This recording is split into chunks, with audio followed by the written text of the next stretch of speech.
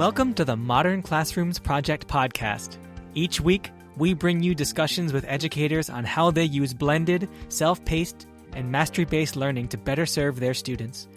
We believe teachers learn best from each other, so this is our way of lifting up the voices of leaders and innovators in our community. This is the Modern Classrooms Project podcast.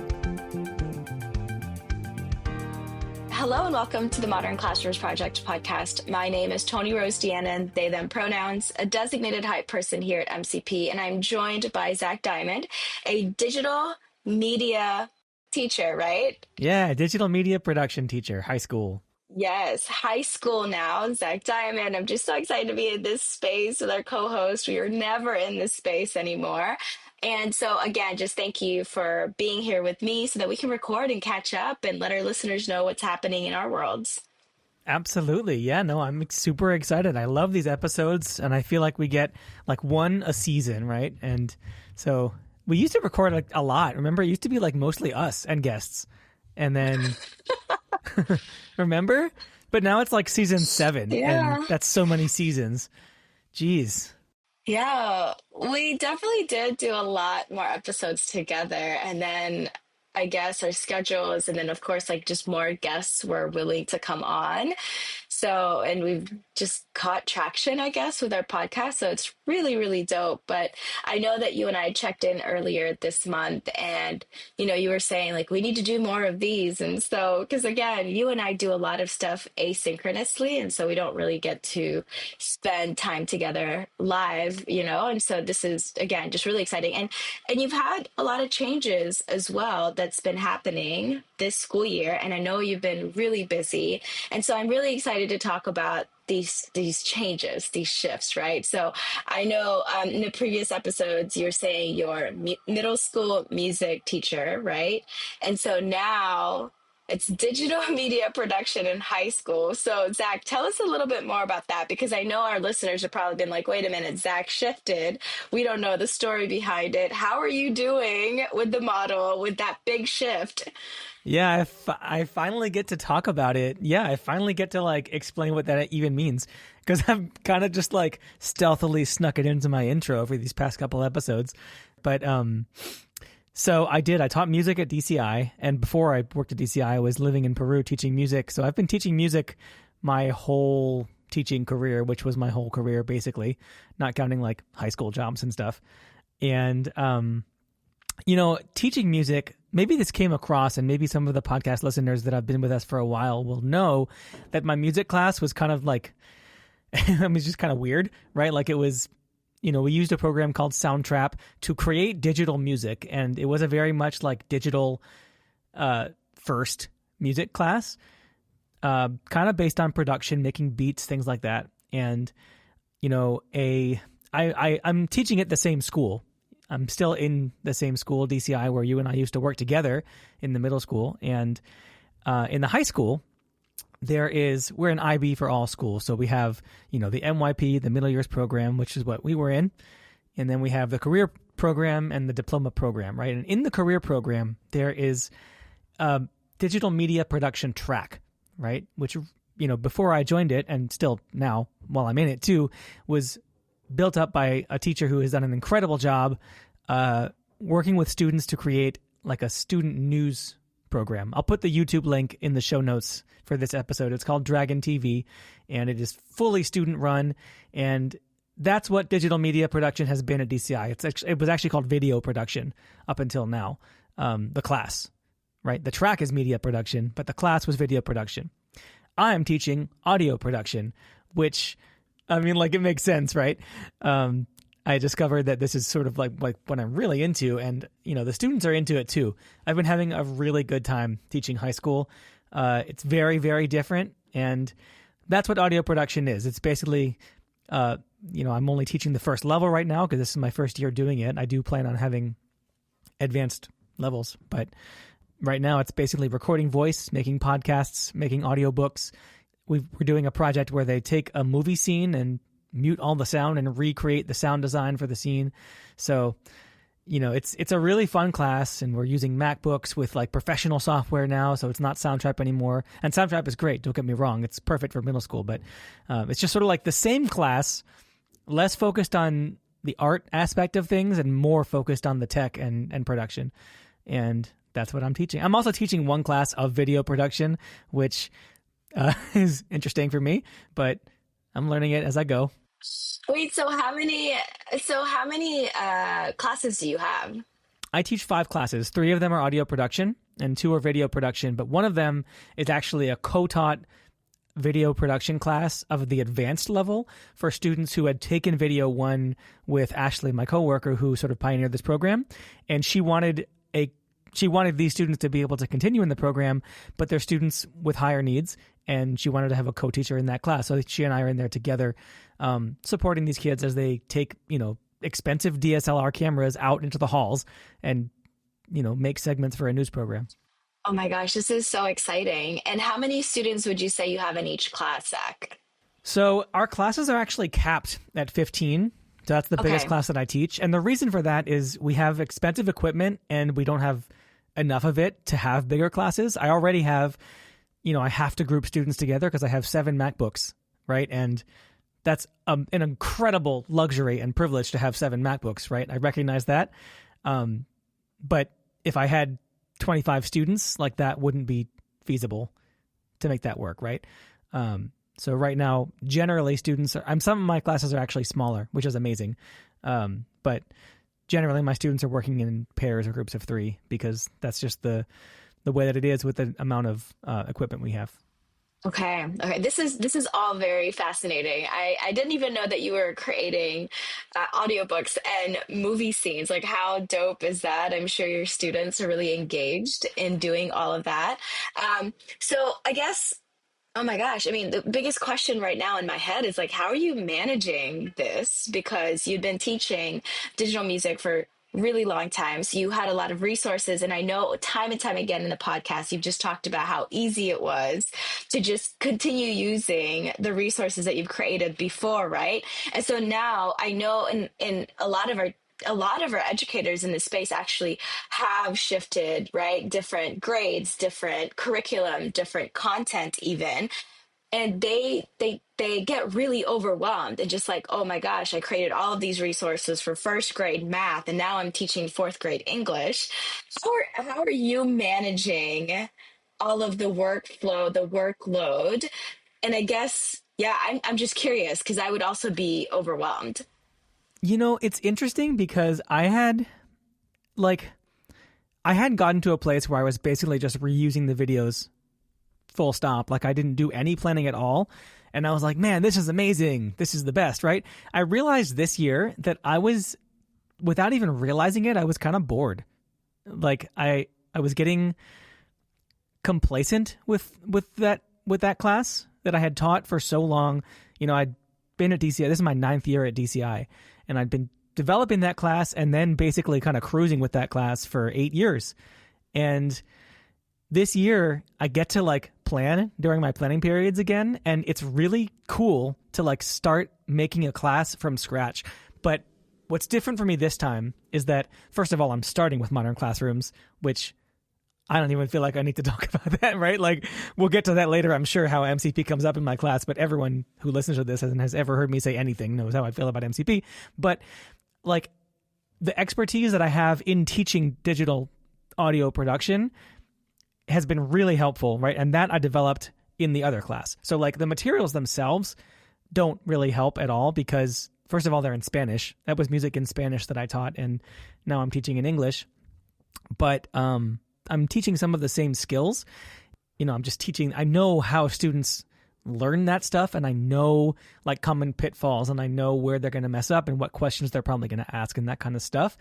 And that has been amazingly helpful for me. I think that because I switched from middle to high school, I wasn't entirely prepared for the competence of my students, right? Because middle school students are, not to say that they're incompetent. I was going to say, Zach, they're competent in their own way, okay? They are. They're great. I love middle schoolers. I think that like high schoolers are great, but middle schoolers are just a different vibe. It's a different scene down there in middle school, you know, like it's definitely, it's like, it's more kind of more fun. And I don't mean to say that high schoolers aren't fun. I'm not trying to like cast aspersions at either one. They're both great, but they're very, very different. And like, I would leave school at the end of a middle school day with like my head spinning, being like, what the hell just happened? Like, I just saw 6 groups of 20 kids and like they were all insane. And I don't, what's going on? But like in the moment in the class, like I was having fun. Right. And now in high school, it's like I leave school and I'm like, yeah, we had some cool discussions. I taught some kids some cool skills. I know what happened today. And like they learn the stuff and they talk with me about it and they ask me questions. And it's more like, I don't want to say like teaching an adult, right? Because that's a whole nother world. But, you know, middle school is really its own singular thing. Yeah. And I think I'm hearing you because I taught high school as well. So it was like when I was teaching middle school English, I had a high school journalism class. And I just thought the energy, like you said, was so different, right? Middle school is very hyped, very like 100, maybe 200. And then I get my high school and it's very chill. And I think I struggled with that because I'm like, give me something, y'all. Like, are you okay? Yeah. Are you good? Are you mad? Something. And I could never read high 100%. schoolers. But I guess I hear what you're saying though. It's just very chill with high schoolers as opposed to middle school who are just like off the wall. It's just wild. So Yeah. yeah, that's kind of good. I'm hearing that you've got a lot more. The word equanimity is like really coming up for me, just like balance, right? At the end of the day with high school, it's just like, oh yeah, that actually felt good. Like that felt very calming. You know, I have to say also, like, this is just a me thing, but at DCI, the high school schedule is very different from the middle school schedule. So we have these block periods and there's only 4 classes per day that are, you know, 85, 90 minutes long. Whereas middle school has 7 periods per day and they're like 45 or 50 minutes long. So it's like a whirlwind, right? At the end of a middle school day, you're like, ooh, geez, you know? And at the end of a high school day, like one planning period is almost an hour and a half. And that's a lot of planning time. And, you know, on some days I have 2 planning periods. And it's like, man, like these days are just very, very chill. And I love that. I love having a big block of planning time because I can sit down and like think about what I'm planning, where I'm going, and like plan for the future and plan for the future in the present and think about the lessons and think about the units and all that stuff without being like, oh man, class is coming up in like 15 minutes. Yeah. So shout out to block scheduling, I guess. Yeah. And oh man, this is going to be a great question to follow because I didn't even think about how hectic a middle school schedule was until you had just voiced that, right? And it's hectic for students, it's hectic for teachers, and you really are just running around like a chicken with its head cut off. And so, and now with high school, there, like you said, there's a lot more time. It's 90 minutes of you planning, 90 minutes to process, 90 minutes to just kind of like, you know, okay, I need to breathe. You have time to actually do that. And so I'm curious now, as far as planning is concerned, how have you been utilizing your planning time? Because you said there's a lot more time now to actually plan.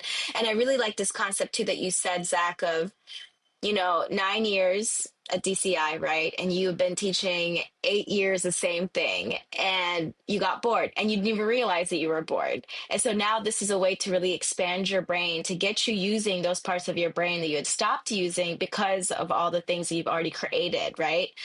And so when it comes to planning, how did you decide which part of the model did you focus on? Because I know you're like, oh, I'm starting out modern classroom, so it's great. Did you just go ahead and dive in all 3 pillars? Did you do a bit by bit? I mean, I feel like you're kind of an expert at this point, so you probably started with all of it. Just kind of talk to us through that process and like the decision of what to start with and how to begin. Yeah, I mean, I definitely started with, I would say like, sort of like above the sort of modern classrooms of it all, I have an approach to planning that I've been going with, and like the way that my units and lessons and slideshows are structured. Modern Classrooms was instrumental in developing that structure, but like that is my thing, right? I knew that my class was going to fit into that sort of template. I can link a lesson or two in the show notes just to like give a sense of what that looks like, right? But basically I plan the unit and I think about what, 8, 9, 10, 11 sort of steps are there in finishing the project. And then I make those into the lessons. And then within each lesson, I think, okay, what's going to be the thing they have to do for this lesson? And that will be, basically the mastery check. Although I think of them more kind of like benchmarks, right? Like at the beginning of this class, students send me screenshots that they've done something, and I'll either say you did it right or you need to revise. And I knew that my class was going to fit into that kind of overarching structure. Even before thinking about like, what videos am I going to make? What are the aspired to do's? I knew how my pacing tracker would look. I'm using the same tracker I've always used, which I guess I can also link. But I've linked it many times. It's just a spreadsheet. There's nothing super crazy about it, except that it's a spreadsheet that I've been adding random formulas to forever. But like I knew that the structure would work like that because that structure works with my brain. Like that's how I think about teaching a class. I don't know. It's just what I have to do. The block periods were making me nervous actually at the beginning of the year, or like during the summer, right? As I was leading up to this, I was like, how am I going to fill that much time? And just as a side note, thinking about the planning time that I have, like how I have the time to think, students also have that time to think. I'm not standing there and like occupying their time for 90 minutes because obviously that would be wild. And obviously, and also that wouldn't be very Modern Classrooms, right? For me to be standing there dictating what they do with every minute. So they have time to like not be pressured by the clock and think about what they're doing. But I also thought like, I need to have them they're going to be working with like professional microphones, professional software. I have to do more formatives and like practice activities that let them try these things out. Because otherwise I'm just going to be answering the same question over and over. There's like little random tweaks and like hidden menus and stuff that they have to know. And so what I'm trying now is, first of all, having more of the formatives where they do them and I grade them before starting the project, which is new for me because I used to just basically have the mastery checks be part of the project. So there's more formatives. And I've also added like, I'm making my videos shorter and they're much more skills based now because it's like, where in the menus do you find this feature? And I've also started making slides where if you don't want to watch the videos, you can just like go through the slides, and I record like 20-second animated GIFs of like, go to the file menu, then go to the thing, go to the thing, and find the feature in there. So like they can use the slides as a sort of, I don't want to say asynchronous, but like you don't have to watch the video. You can use the slides instead as a tutorial. And I'm really liking that actually. I find that like I can point to the slide where they have to go for the question they're asking me. My class is also, it's a semester long. So we're recording on January 21st and I'm actually about to finish my class and get all new students. And I'm going to definitely make tweaks, right? And like, I know where those tutorials kind of fell flat and where they didn't work and also where they worked really well. But that's been really fun for me. I'm also doing more like live direct instruction with examples, like playing examples for the kids out loud and having sort of like, I wouldn't say discussions, but like having kids listen to something and I ask like guiding questions, not for very long and certainly not every day, but I was like, how can I fill this time? Because just letting them work for an hour and a half, I feel like maybe this is my middle school brain being biased, right? But it's like if you left middle schoolers with nothing to do or with something to do but like no structure for an hour and a half, like it would be just total chaos. So I was like, I have to find a way to fill and structure this time with still having independent work time for the kids, right? So yeah, like my class, it feels like 2.0. It's like I really like having my videos are shorter and there's these animated GIFs and there's more routines now because like I have more equipment. So there's like, where do they get the equipment? How do they save their projects? I don't know. It's like the evolution of my class into what I kind of wish it always had been because I'm liking it better. But yeah, it took having to plan a new class for me to realize that I wanted this. Yeah, I mean, I remember when you were thinking about making this change from middle school or high school, or just seeing it as an option, right? You're really nervous about it all because, again, very different. It's a new challenge, and now it seems like you're enjoying it, which I really love. So, yay to that. The thing that you pointed out with the videos and just basically the slides with the GIFs, right? You're creating options for students because time and time again, we've also heard from teachers, right? Like, oh, nobody's really watching the videos. How can I ensure that students are watching the videos? And I guess for me, I've kind of shifted to, of thinking videos are there. It's nice to have. And Yeah. if we provide another option for students to be able to capture the learning that's happening without them having to watch the video, it may require work or it may not, because it seems like you're utilizing the slides anyway that you've created for the video. It's just that students can do it on their own pace, right? Is that right? You're not creating a whole new set.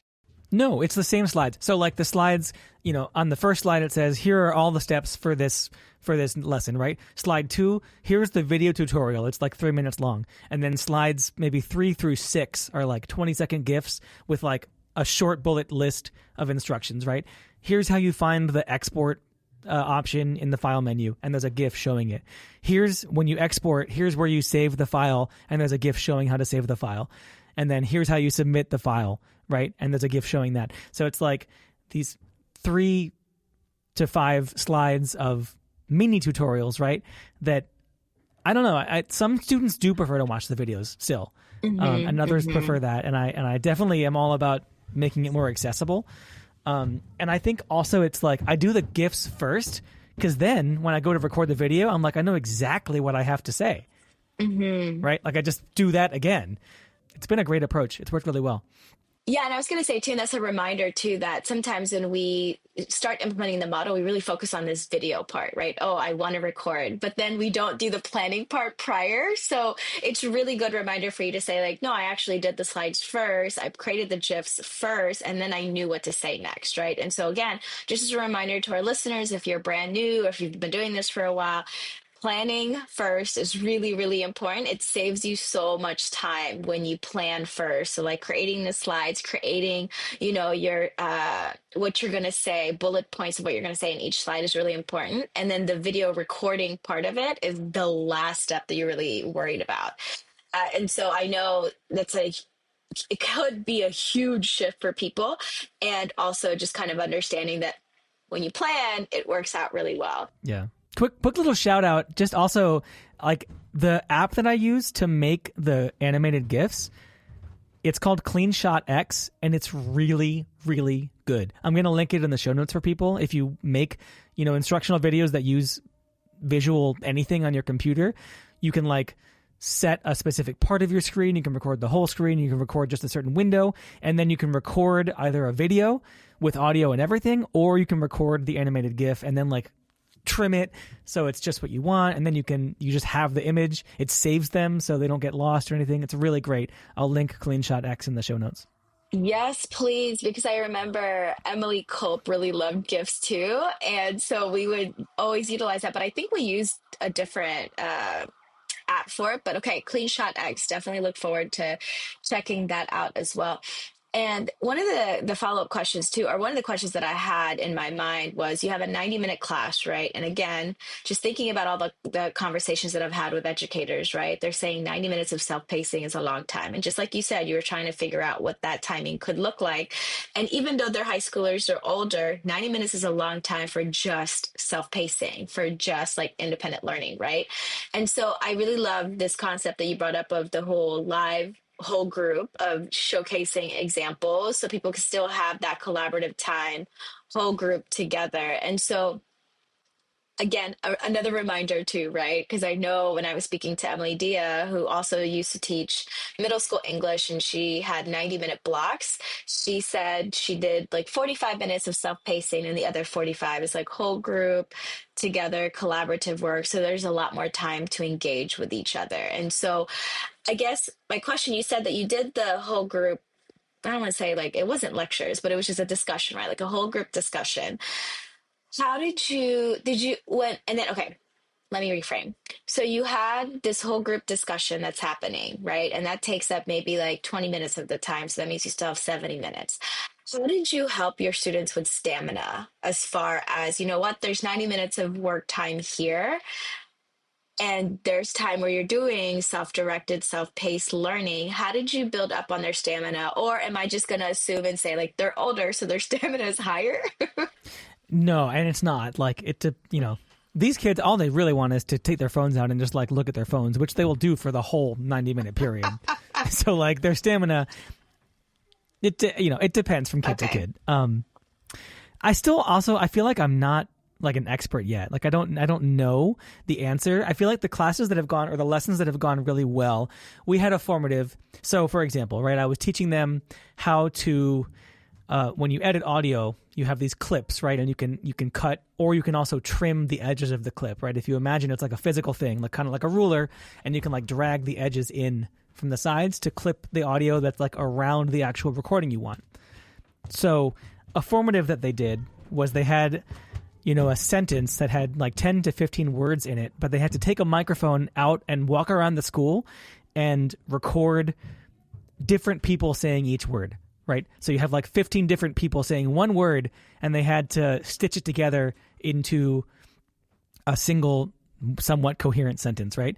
And that taught them, in the content of that lesson was like, how do you trim the edges of these recordings so that like before the person said the word and after the person said the word isn't in the final product, right? That 90 minutes was not enough time for that. Like I thought that they would get that done in half the time, and they didn't. And that's fine. Like they didn't because they were working really hard and not because they were procrastinating, right? Like they took the time to like get the best recordings outside, and then they had like 4 or 5 recordings of one person saying the word and it's like, which is the best? And I'm like, I don't know, like that's not what I was thinking about here, but like you're really into finding the best, and so let's go with that. And then a lot of them had to go back and check the slides to see how to do that trimming on the audio, right? And then so I wound up like extending that, so like it filled the time. And I think that what filled the time was, well, I guess like what made it so that the time felt short was that they felt like they understood what to do. They felt like they had to learn how to do it. And so this wasn't exactly this is not one of the live lectures, right? Maybe I prefaced this with like a 3 or 5 minute, this is what you're doing, here's an example of it kind of thing. Mm-hmm. I don't know, like the live lectures have mainly been, and I say live lectures, they've mainly been like, let's listen to some audio together, and like, I'm going to ask you, does this sound better or worse than the last one? Right? That kind of thing. And, a few kids will raise their hands. I feel it's like there's still kids absent, right? There's still kids who aren't paying attention. It definitely suffers from the sorts of things that we talk about when we sort of tout the benefits of instructional videos. They're not all getting it, but I do feel like it gives the class direction. It feels like, okay, to those who are paying attention, this is what we're talking about. Even if you're not fully paying attention, right? As long as you're physically there, you get the idea. This is the topic for today. And it takes up some of those 90 minutes, but it also frames the lesson, right? Like it gives us a sense of purpose. And I like that. Yeah, I was just gonna say, just like, just what you said, honestly, it's just groundwork, right? Of just, hey, we're all on the same page for this 2, 3 minutes. It's not gonna be a whole lecture, right? It's just kind of to check in to make sure we're good. And the community aspect of it too, as well. Just let's be in community together. It's some of you may be in the right mindset for this community, and some of you may not be, and that's okay.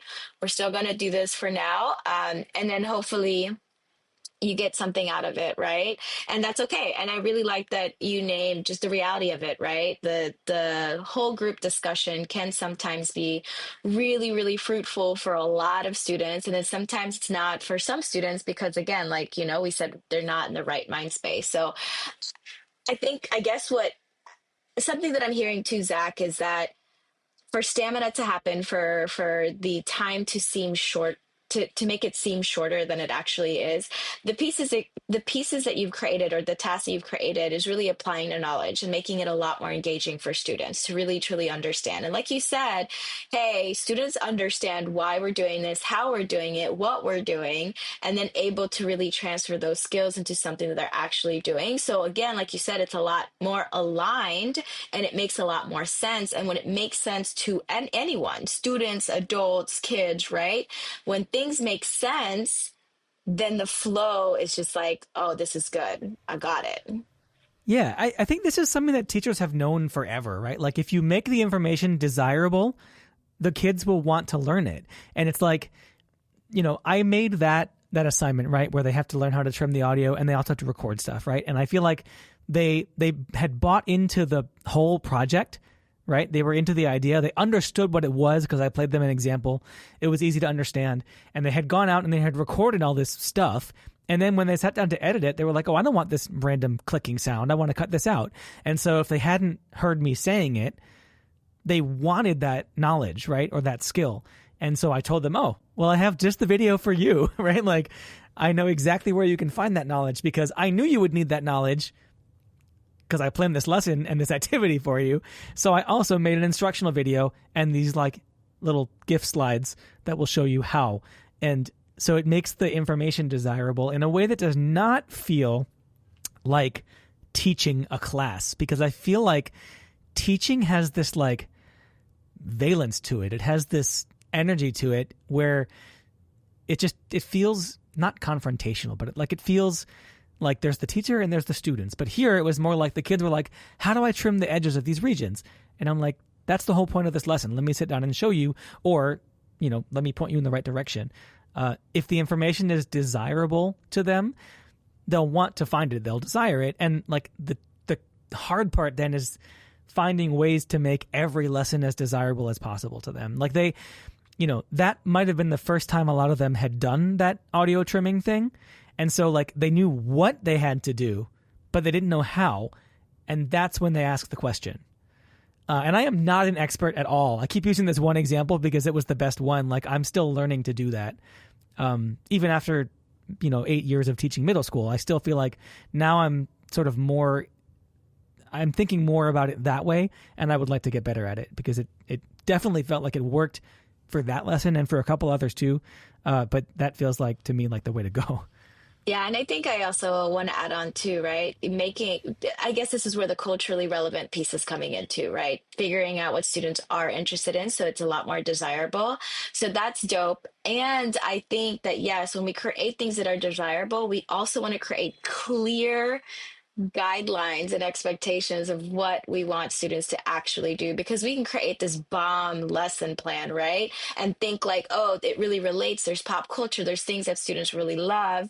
And then if there's no direction, there's no guidance, there's a lot of frustrations, and then kids will still shut down. So I think, definitely give yourself kudos to Zach of like, you know what? I'm creating these clear accessible guidelines and examples and expectations for students to really have this understanding of being able to be successful in this desirable concept or skill that they want to learn. So great stuff. I love that. Yeah. I still feel very strongly about like not inserting my own bias into the content. Like, in terms of culturally relevant, like the examples that I use are either my students or mine. I'm not like, oh, this song is popular, so I'm sure that most of them will like it, right? That I would never do that because maybe not never. I don't know. It depends. But I feel like I'm very, very cautious of doing that because unless I'm super positive, right? I would rather say like, you bring your own interests to this. I had one group of students for that word assignment, right? I gave them like 3 example sentences and I just Googled like, what are some interesting sentences? But I also gave them the opportunity to write their own sentence. And I had some students do it in Spanish and I had some students like make up other sentences. And I always love students loading the content in to the skills, if that makes sense. Like that, I would always prefer that. Yeah, that definitely makes a lot of sense too, because I know one of the things that I've been kind of thinking about lately is the difference between option and choice, right? We provide a lot of options, and yet we don't provide any choice, because there's a huge difference between those two, right? And so I think with you, it's like, hey, you have all these options, and you can also choose how you want to load all of the information that you already have. And I like that piece as well. So that's really dope. Thank you for naming that, Zach. Another question that I have in my head too is curriculum. Are you creating curriculum, or is it provided for you? How does that work? No, I'm creating it. I'm pretty much creating it whole cloth. Like there is CP guidance for media production. DC has like a career track thing with guidance. I don't know. It's like I did Google I know pretty much everything there is to know about audio production at this point. I lied. That's not true. I don't know everything. There's always more to learn, right? But like at the level that you could teach to high schoolers, I've got it. Mm-hmm. And really all it came down to for me was like, I knew it was going to be project based. So what are the projects they're going to do? And what's the order I'm going to like roll these skills out in? But also because they're using the Macs and they're using like professional software and professional microphones, I felt like there was a pretty easy like roll up to the most advanced. Like you start with just the Chromebooks, then you add the advanced microphones to the Chromebooks and the interfaces, and they learn that. Then you add in the Macs, right? And because it's just a one semester class, like that was it. You know, I'm looking forward to planning audio production 2 and beyond. But no, I'm basically flying solo here. Not flying solo. Like I read a lot, and I'm working also with my coworker who has really done an incredible job planning out videos 1, 2, 3, and 4, and taking a lot of sort of what she's done and adapting it to audio, because that's the program that I'm working in. So, it's that. I would say that like it's an amalgam of a bajillion different things, but to sort of answer the question more simply, I'm not working from a preset curriculum. I'm making it up. I was just going to ask too, have you had a co-teacher before, Zach? Or is this your first time having a co-teacher where you actually like plan and talk through all the things? Because I know you've had like SPED co-teachers, right? No, I haven't. Because I taught an elective. Like I had, there were classes where I should have had SPED co-teachers given the number of students with IEPs in those classes. But let's not talk about that. I did one year for one period, I had somebody coming in to help me like just sort of wrangle the kids. It was an incredibly difficult class. Not because of SPED, just because of the group of kids. Everyone who saw that roster knew it. So I had, he was an aide at the time who helped me with that class. But no, this is my first time teaching with a co-teacher. First time really ever. Oh my gosh, that's so exciting. And I'm sure it's really great to have a thought partner as well when it comes to planning and thinking about what students need, right? So it's really cool. It totally is. And I should say also, like, it's the first time, because I'm teaching this one section of video 1 by myself. We're not co-teaching it, but we are co-planning it. We both teach the same class. And it's my first time ever doing that too. Well, not my first time, but my first time in DCI. Like when I was working at the university that I was at in Lima, we all taught the same class, right? Like I taught English 5 and that was it. So we kind of co-planned, but that was out of a book, like straight out of a book. And since I've been at DCI, I have been the only person teaching the class that I taught. So this is my first time ever having like a thought partner for planning. It's amazing. Ah, that's so cool. That's so cool. Congratulations. I guess that's something to celebrate, right? Thank you. It's fantastic. Yeah. Yeah. Okay. So Zach, I've been trying this whole time that we've been having, we've been talking, I've been trying to act like an educator who has a lot of challenges, right? Is there anything else that I haven't asked you that you would like to share? Because I feel like I have asked all the questions that I've been asked, but is there something that I'm missing? No, I mean, I think like, I wonder if listeners will like still be asking themselves how modern classrooms shows up in my class. But I'm going to be real, like, you probably already know.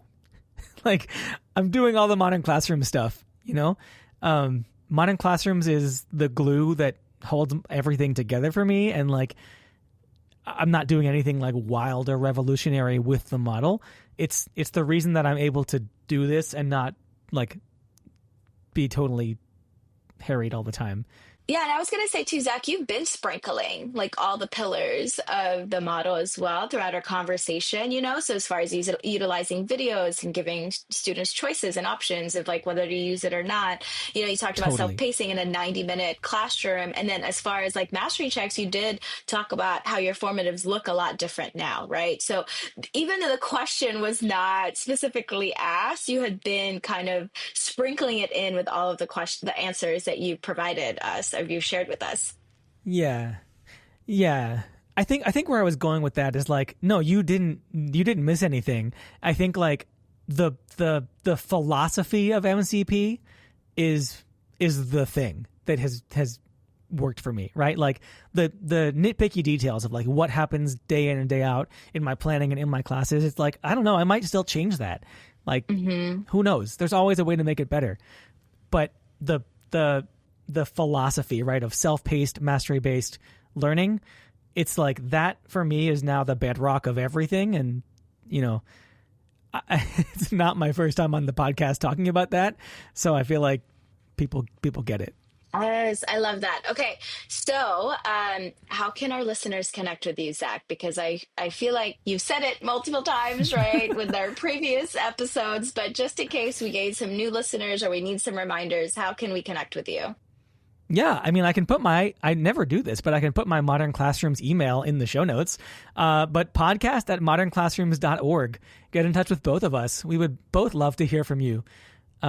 Yeah, but if you teach audio production and you want to tell me what you do, please do. Like, reach out and connect with me because I'm still learning. This is my first semester teaching this class, my first real semester teaching high school. So, I'm learning. But yeah, I'll put all the emails in the show notes, podcast@modernclassrooms.org. Yes.